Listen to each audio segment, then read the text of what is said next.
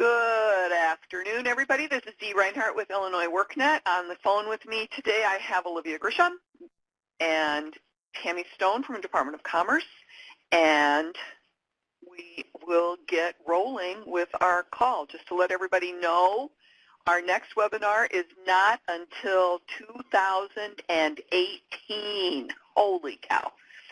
It's only 2 weeks away, but it's next year. If you have not had a chance to check in, please do that so that we can get everybody squared away in the webinar. And we've got quite a few people on the call already, so let's get rolling. I'm going to pull up the dashboard numbers, and we're going to go talk about those. Let's see if I can make this a little bit bigger and not lose stuff. Okay, well, we can talk about this first. Okay, we have only one person with a 2151 past due, so I'm not quite sure why CAPS Roseland, but we need to figure out what's going on with that particular person's document. We've got enrollment required 4 with Leslie Bates, and I just got off the phone with them, so they're going to take care of a couple of those, and then I've got to make a call to DHS about a couple of those. Failings, you've got 2 on enrollment required. I didn't have a chance to delve into those to look to see what those were doing, but if you can check those out, if you need help with anything, please let me know. 2151A past due, Safe Haven, you got 2 of them, and National Label Network, you've got 2 of them. If they are new customers, we still need to get that initial plan uploaded. We have not changed the programming on that yet. So those might be what are on there. Minimal progress, no progress, situation worse. I'm not going to talk about each of those items. The ones that are in yellow are voluntary areas. We can't affect any change by doing a conciliation through sanctioning, but you might still want to do a conciliation with these customers just to try and get their attention, to get them re-engaged, to get them back in. Everybody else, if you've got a minimal progress, a no progress, or a situation worse, they really should not be in that status longer than a couple of week time period, because you should be scheduling a conciliation appointment for those customers and then moving them with a new 2151A that is marked as conciliation. We have completion status required on 1 person for Albany Park. Kelsey's asking, are people that DHS needs to switch to other CBOs? Oh, you're saying that your people, okay. All right, so then we need to, if there's a case note in there, then I will try to be in touch with them so that we can get that managed. And just so that you guys know, Olivia and I and the DHS administrative team have the ability to now make changes to CBOs with the approval of the DHS person after having talked to the customer.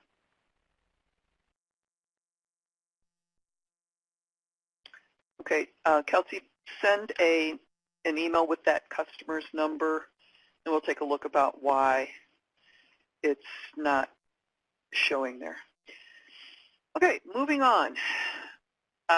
Customer completion status required, Tri-County Urban League. I don't know if anybody's on the call from there. I didn't get to see if they were checked in before I moved the, here, I'm going to move the window over real quick. Check in, check in. Who's here? Who's here that hasn't checked in yet? Quick, quick, quick. I tell my grandson all the time, run like the wind. So now you guys got to click like the wind. All right. Completion status, Tri-County Urban League, you've got 5 that need to be done. Rock River, you've got 2. I think those are from the staffing that we were at yesterday, Rock River, so I understand why those are there. Completion stat 1. Albany Park has 1, so we've got to get that taken care of. All right, I'll move it over again, Carmen. All right, quick check. Dee, it's not moving. I can't see it on my screen either. All right. There we go. Perfect. All right. People's screens are different sizes, so that's why these boxes are different there. All right, I'm moving it back over. All right, completion status we talked about. SNAP ineligible. A lot of people have a lot of ones on here. 1s and 2s. Caps Roseland, you've got 9. We need to mark those people as complete, and the reason why is they are not SNAP eligible any longer. Remember, you cannot provide services if they are not eligible for SNAP. Okay, I minimize this a little bit so that I can talk to you about the numbers down here on the bottom in the last row. Safe Haven, you've got, now these are the numbers for started, ready, and done. And Safe Haven has 2 started, 23 that are ready, and 16 that are done. And what that means is he got most of his packets ready. I don't know if the 2 started were a boo-boo or what happened with that. The ones that have, so for example, Jane Addams has 1 done, but that may be the only customer that they have that needs to be done, so that means they're in a good spot. The ones that don't have any done are the ones that I'm the most concerned about. So for example, sorry, Kelsey, I'm going to pick on you here a little bit. She's got 26 started, 57 ready, but 0 done. And so that just might mean that she doesn't have the signed documents uploaded, which is the exact case for Rock River, where they have 1 started, 51 ready, and 0 done, because I was at their staffing with her yesterday, and she has not had the time to upload the signed documents. I know she hasn't had the time to upload the signed documents, but I know she's going to get that done. So that's one of the things that I look at is I want to see bigger numbers in the ready or the done than I see in the started. So if we can just keep track of those. The one thing that I do want to point out, Salvador Alcantara, I was trying to get your name all messed up there. If you can do 1 or 2 of those, that would be great if you've got any customers who are in there ready to go. And if you don't have the signed documents uploaded, please work on getting those done as well. All righty. Not more done than started, because once you finish them, they move out of the started status. So they move from not started to ready to done. Does that make sense? Get some more caffeine, Nancy. All righty. So I'm done talking about the numbers. Olivia will put those into the notes for you guys. All right. So the next thing on the agenda is the ISTEP. Check in while I've got the boards down. Is the ISTEP, and we've made a recent change. So I'm going to pull my screen up. I'll start from this other side for right now.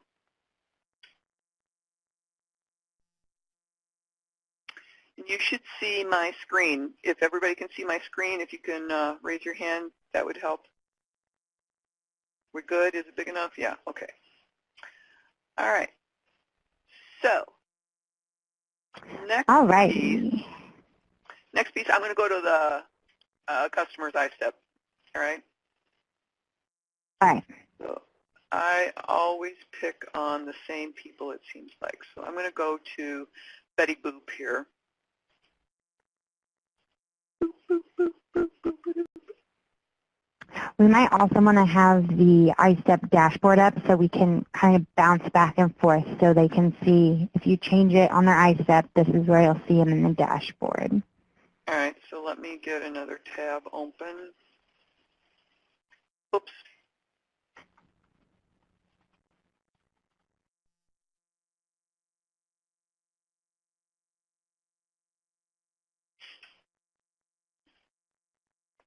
All right. Alrighty, so we have a few new updates on the ISTEP dashboard and within the customer's ISTEP page. The reason we updated the ISTEP dashboard to begin with was we wanted to provide a more in-depth view of the different areas the customers are being engaged in. So when you go to the ISTEP dashboard, it doesn't look a lot different than it did to begin with until you open the Show Hide More button. So under the Career Planning section, you'll see there's a Show Hide More button down at the very bottom of that section under the Staff Assisted Steps. So whenever you click on that, it's going to pop open the various categories in which customers could have steps in. The areas that we have identified in the Career Planning section are the areas that customers have to be engaged in to reach the career-only services benchmark. So customers have to be engaged in 4 or more staff-assisted steps that fall within career planning, paid work experience, or the job search. Testing. Or job search. Well, they have to have 4 staff-assisted steps. Yes, in the bottom 4 areas, the diagnostic testing step will let us know if the customers have a step that is an assessment step. So that would be TABE or NOCTI. If they have one of those diagnostic testing steps in their area, then they'll show under the diagnostic testing row. And then in the academic and technical section, it works just the same with the Show or Hide Step button. And it's identifying the EPIC training program and then the Model 1, the adult basic ed or raising your reading or math skills are available to see how many customers you have with those specific steps.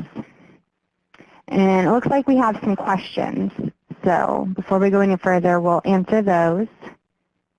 So Kelsey wanted to know if there were a key for what falls within what step, and we don't have that yet, but we will include that in the directions. Right, and so you can also see on the customer's actual ISTEP. So if you go into a customer and you go to either the career planning or academic section and you go into add a step, you will see in the 5th column the IWDS service name. So we see this first step here as career planning. So if you were to add that, your customer would show in the career planning row under the staff assisted. So we've got initial assessment is under the assessments line.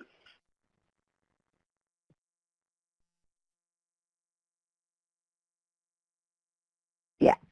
But the initial assessments are, I believe those are the initial assessments for job planning.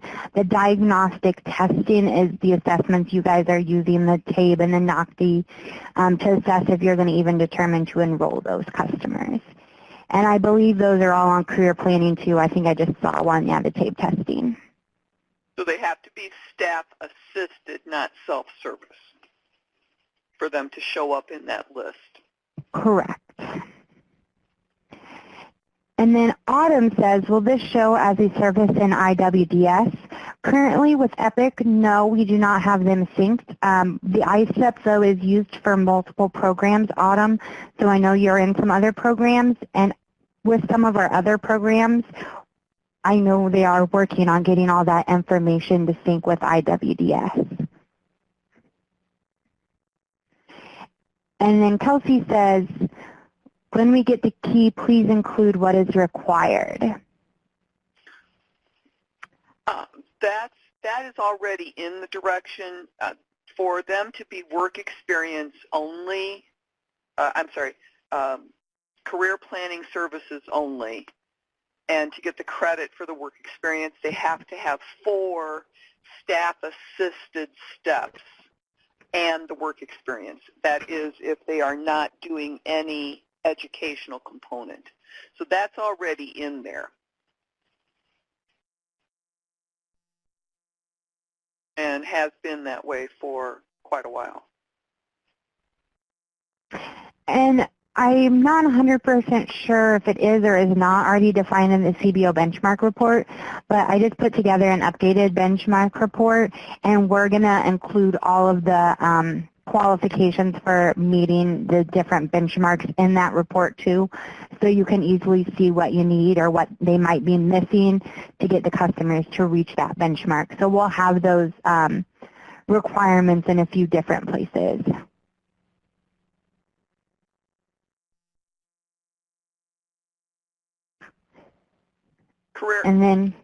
So career-only services, work experience is not a required step component of that, but if you want to get the credit for the benchmark, then they have to have 4 staff-assisted and the work experience.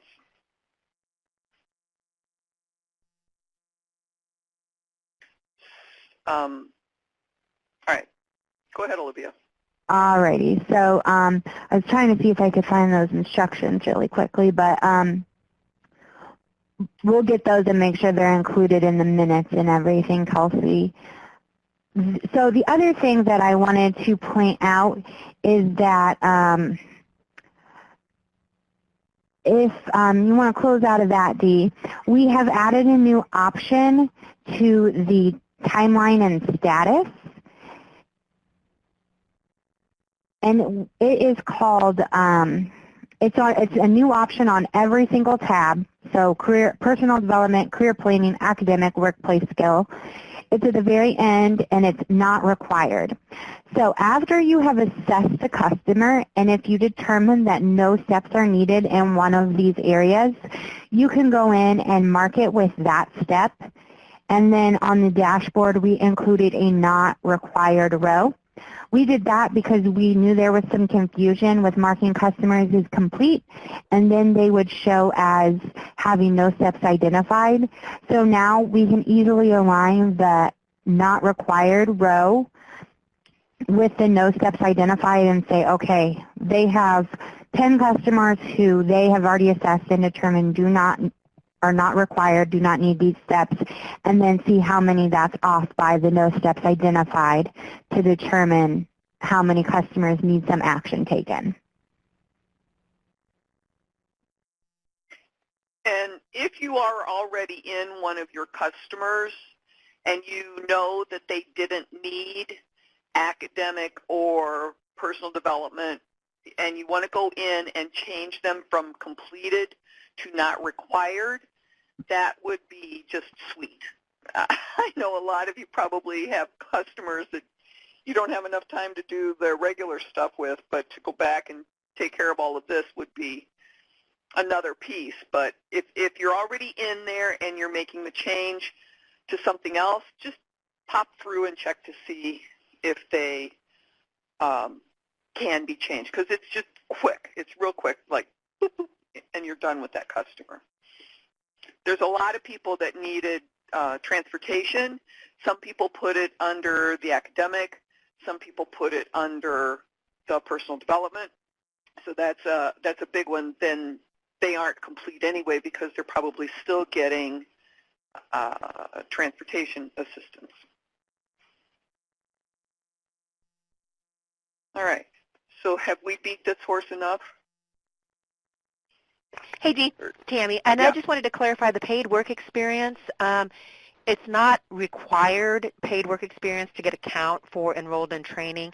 If we look at the benchmark report and what classifies that, you have to have 4 completed staff-assisted services under career planning. We would like one of them to be paid work experience because the paid work experience really has been underutilized in this grant considerably, and we would like to see that. But if you have at least 4 services under career planning that are staff-assisted that are completed, it would count as an enrollment in training. Now, if you're not doing any training services at all, no structured training, then you don't get a completion count for that because you're not completing any training. But you can get the enrolled, and then you can also get the placed in employment if they're placed, and also retention.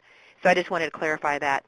And in the benchmark report, it identifies that, it details that, in the narrative in the benchmark report. Thanks, Tammy. Thanks for that clarification. All right, our next item on the agenda is Reengaging Customers. Let me just show you on the live dashboard that we have 2 lines. Let me make this a little bit bigger. We have 2 lines that you guys might see some numbers. One of the things that you'll see is under this referral pending appointment has not been scheduled. We have 153 customers in there. Some of them may be yours because this is a statewide number. Some of them may be yours. Those customers, if you just happen to be in communication with them, need to be directed back to DHS so that DHS can determine, yes, they are still eligible, yes, they have been redetermined, yes, they have filled out all of their proper paperwork with DHS, and yes, they are going to be reengaged with you. You do not have to, in any way, shape, or form, reach out to these customers, but if they just happen to call you, then you can direct them back to DHS. The next number that you would see is referral pending scheduled appointment. Excuse me. These are customers who have spoken with a DHS representative and do have an appointment scheduled with a CBO. You should see those notifications come through on your daily status update report that comes to your email. So make sure that you are aware of when customers are coming to you. So those are the 2 pieces on the dashboard that you need to look at. One of the things that you will notice if a customer gets re-engaged, and let me go to my test dashboard here and find someone.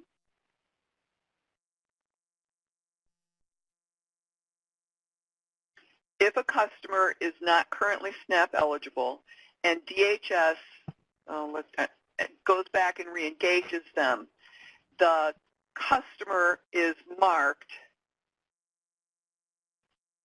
as, okay, you can come up anytime. They are marked on their eligibility as customer is SNAP eligible and being re-engaged. What this does to the customer in the dashboard is it moves them up to the customer needs an appointment, and then the customer is scheduled for an appointment. I don't know if I have any. Oh, I do. Test site 3. Okay, so I can set an appointment. So this is me being DHS right now. I set that appointment. Then this customer will show up in your list of customers who need to be coming in to you for an intake appointment. If I go back to my dashboard, I will now see a customer in here that says referral pending scheduled appointment, and this should be Yaris Carr, or yes, Yaris Carr. So I go to that customer's progress page. If they've never been enrolled, they wouldn't have changed anything. If they had been enrolled, the customer's training program enrollment will look just like this because the customer has to be reevaluated. If the customer was on a sanction because they messed up and they come back, you can just upload a 2151 that says that they are services initiated. Their original enrollment will come back, but you can change it to a different program if that's what they want to do. We do have some of the customers that are changing CBOs. For example, I had one today that moved from one of the CAPS locations to OAI. So that means that those documents that had been uploaded previously by CAPS will now be viewable only by OAI. Kelsey's got a question here. That what about customers who are still active with CBOs but lost and regained SNAP eligibility? Do we still follow all these steps? It depends upon if they were actually marked as ineligible. If they were marked as ineligible, then we still need to go through all of these steps. If they never got marked by DHS as ineligible, then they never lost their status, which kind of bothers me a little bit, but it's how life happens these days. So, does that answer your question, Kelsey? If it was a day or two and they never marked them, then you don't have to worry about it. Okay. The other piece is the enrollment. I'm sorry, for customers who had been engaged and they moved to a different agency, you still have to do the 2151, upload it, mark them as enrolled. It'll keep an existing program. If they were with you before, it'll give you the opportunity to select a program. You still need to upload a 2151A. You still need to do the ISTEP, all of those things, get the 3085 signed, give them the ISTEP, all that kind of required documentation that we want from you now. Okay. I believe, unless I have any other questions from the audience, we can move on to the last piece, which is Tammy. Hello, everybody. I've had a lot of questions regarding modifications and the grants. These grants all end the end of January of 2018, and as you guys know, we still have a lot of customers that you're working with. I anticipate there's a lot of customers that are going to go past that date regarding training services, and so we will definitely be extending grants. This is going to have to be fast and furious the first of the year. There's several things that we're kind of waiting on that can affect the modification, and some of those are requests that we're putting into F&S. Part of that is a line item change for the CBO line items.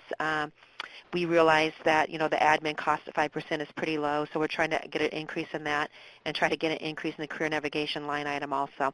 What we're going to be doing with this modification is aligning cost with the WIOA policy when it comes to cost, training costs, and also support costs. So that's what we're requesting from F&S. We do have to get that approval from them before we can really move forward with that. Because we're held to our, obligations and our grant agreement with them. Something else that we're going to be changing is the performance model. We're adding assess to that because in the original grants, enrolled in training was considered seat time and actually participating in either training or career planning services. That will be changed to add the assessment to that, which is going to help everybody. Because there's a lot of work that you guys are doing on the front end with, doing a tape test, doing your, orientations and, discussing this with people, and then also enrolling them, and they may never, end up doing career planning or doing any academic services, and then they become non-compliant. So you have to go through that non-compliant process, and you have to go through staffing, and so there's a whole lot of costs associated on the front end with that. So that's what we want to make sure we're capturing when we do this. We'll be looking at the date extension, of course, and extending that, and we're going to be working individually with you guys. There are some grantees that is really teetering on their expenditures compared to their performance and where they're at, so we need to work with you guys on that also. And then there is conversation of potentially another cohort because there is money available. So that is under conversation at this point too, and that won't happen for sure until probably January, February. So if this does materialize, and I just kind of want to give you a heads up, it's going to be fast and furious. It's going to have to be short-term training.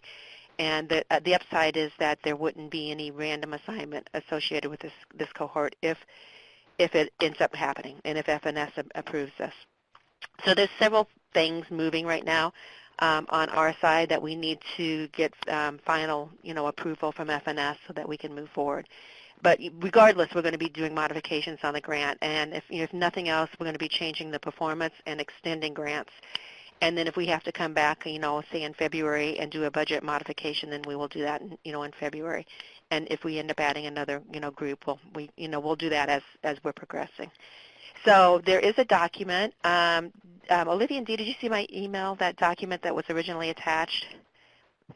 I don't remember. Okay, no worries. The document that's in there.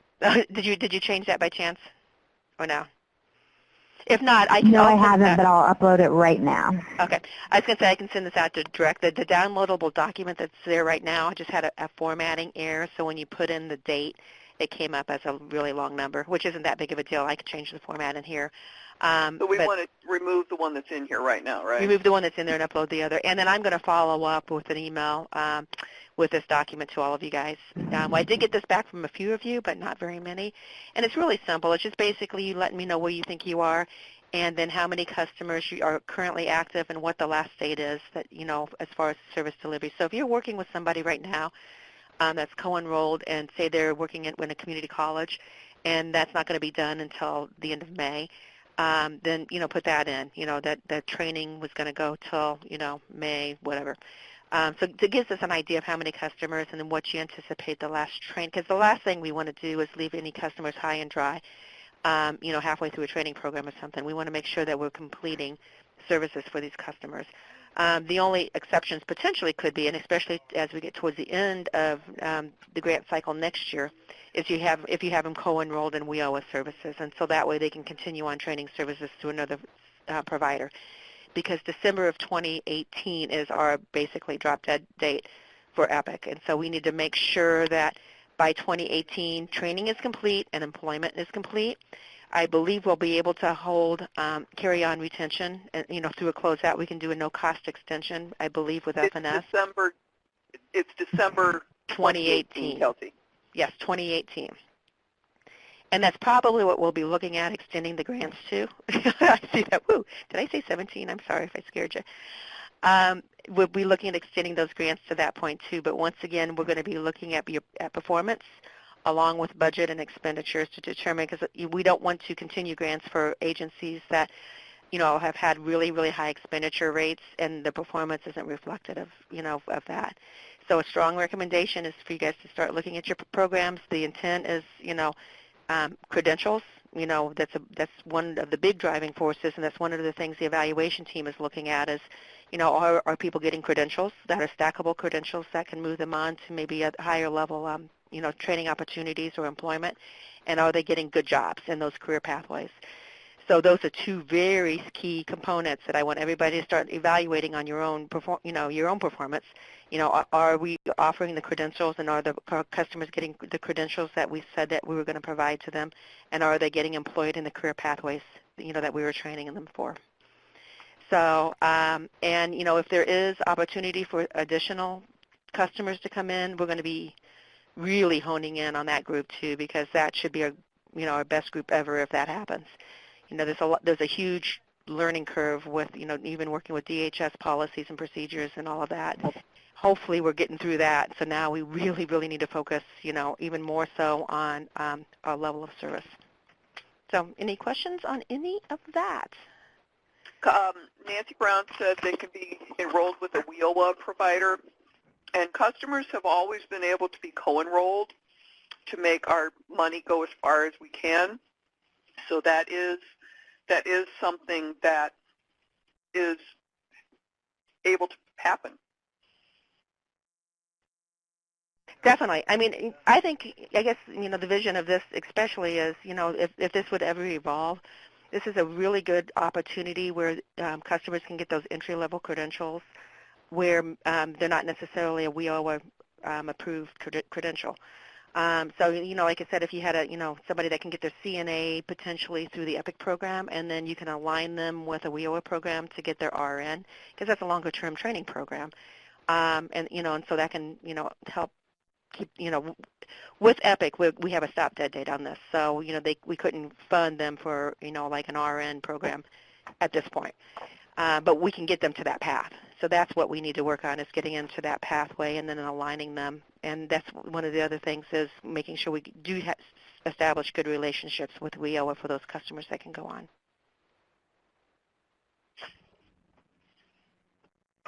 Okay.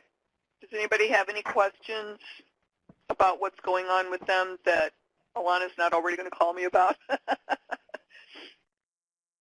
Or Nancy, do you need to call me too? I do have a 5 o'clock that I have to be at. Okay, Mary Beth wants to know when will we know if we will be extended? It has to be done the first part of January. And I anticipate there's a good chance 99% of you guys will be. Like I said, once again, the big factor is we want to make sure that we're not putting CBOs in greater jeopardy based upon their expenditures and performance.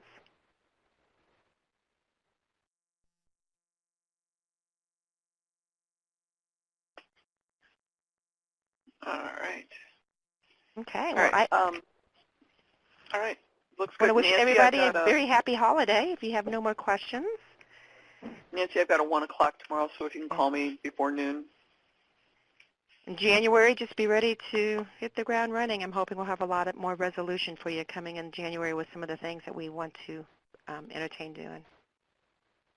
All right. All right, everybody. I say Merry Christmas. So Merry Christmas to everybody. And if I don't get to talk to you ear to ear, have a great Happy New Year, too. Should we let them know about yes. Illinois WorkNet is going to be closed December 25th through January 1st. We'll be back on January 2nd.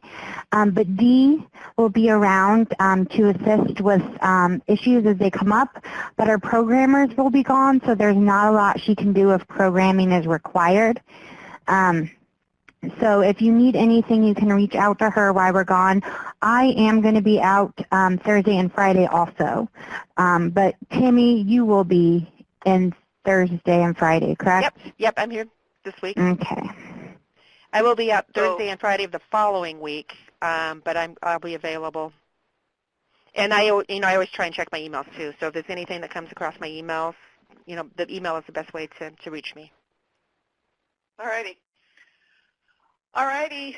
Have a great Christmas and a Happy New Year. We'll talk to everybody in the new year. Bye-bye. Bye. Thanks for all your work.